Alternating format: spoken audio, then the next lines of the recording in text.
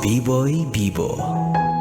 Bibi, mayroon ka bang kakilala na hindi katiwa-tiwala ang mga salita na binibigkas ng kanyang dila?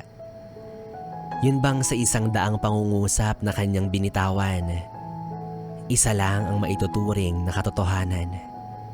Sa madaling salita, ubod siya ng kasinungalingan.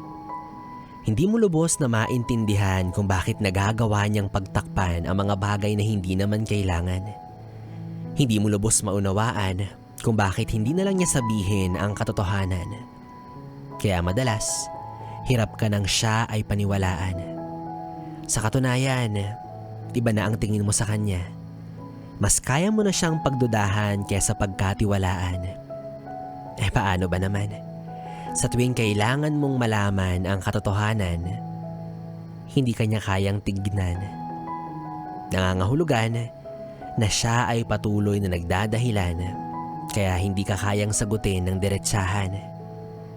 Kaya minsan, hindi mo na alam kung paano siya pakikisamahan.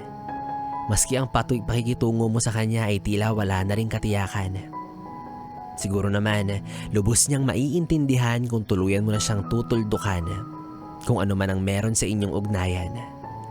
Nang sa gayon, ay mamulat rin siya sa sarili niyang kabalintunaan na ang kasinungalingan ay nakakasira ng kahit anong uri ng samahan at lalo na ng kanyang katauhan.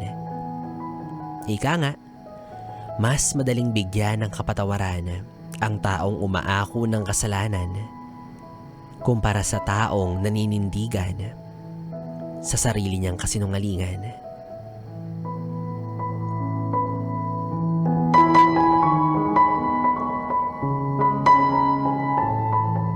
O alam mo na, kapag may nagsabi sa'yo na pangit ka, huwag kang magdamdam.